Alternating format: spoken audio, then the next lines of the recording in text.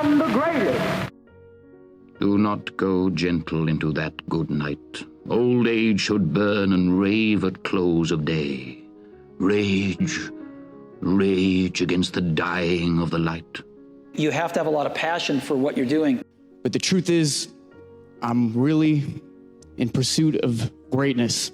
I know people don't usually talk like that, but I want to be the best ever. I'm the most brutal and vicious and most ruthless champion there's ever been. There's no one can stop me. Lynx is a conqueror. No, I'm Alexander. He's no Alexander. I'm the best ever.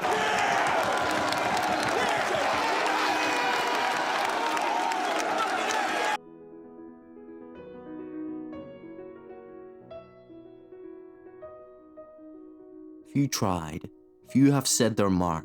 It does little justice to pull the wool over our eyes.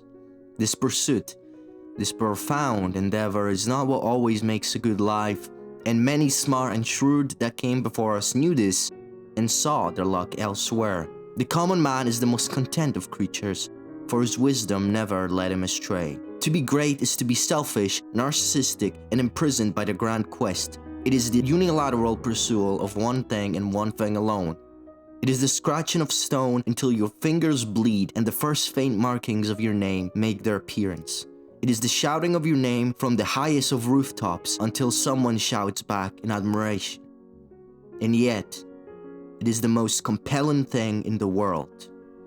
When did the primitive man get in his head such a silly idea that the present isn't enough? He was fed, clothed, and warm as those lucky few who came before him and thus made his experience possible. And yet, some of us want true adventure and nothing else. To live in comfort would be our greatest mockery. To not put all our possessions on black would be playing it too safe. The truly introspective kind, the kind who speak from their hearts and have their eyes wedged in their soul and set on a goal distant. This very rare species of man must suffocate, must burn, shall they not smother the world in their embrace. They must reach for the highest fruit, lest the lowest brings them poison.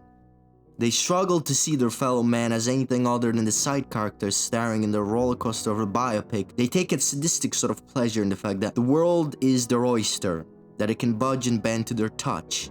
Their mantra is might over right, and this is their greatest power, for such a resilience really can move mountains. It is not just possessions he's in pursuit of, as everything in itself is only means. He could live just as comfortably on the streets as in a mansion if only it brings him greater acclaim. He walks the bridge only which brings him closer to immortality, because it is death he fears most. His true hell wouldn't be one of fire and pain, but a heaven filled with people who don't know his name. How many like men have filled our history books, some famous, others notorious, and some still forgotten? For to be great is not to be moral, for nothing is more painful to the pride of a great man than rules. He holds contempt for the law, and yet despises those who break it. He hates to be common, and yet even admires the average man. Why do we call such men great? We can't help but admire them, despite having many examples who fought on the arena with grace and spoke like poetry. Maybe the really great man doesn't have an either-or attitude. Maybe he's in a constant state of sacrifice, whereby he isn't a slave to his lust for conquest but takes it by the reins and brings down the whip as one does over a tamed beast. Maybe the true great man, and this makes them rarer still, is always willing to sacrifice his success for the greater good, and by this virtue of the absurd, he wins in the end. Perhaps everyone else is but a tragic hero, and maybe this, if nothing else, makes them all the more eternally relatable. You don't understand. I could have had class. I could have been a contender. I could have been somebody. We've all been narcissistic, assholes, narrow-minded, and hungry, sure some more than others. We've all been a Mark Zuckerberg, Miles Teller in Whiplash, or more recently in Josh Safdie's new spectacular film, Marty Mauser and Marty Supreme. The reasons these tragic stories continue to be told is because we can all relate to them. We all have, in different degrees, a flame in our hearts, the likes of which we shared with Alexander the Great. There is nothing more human than to want to leave a bit of ourselves behind after we die, because it's certain we will one day.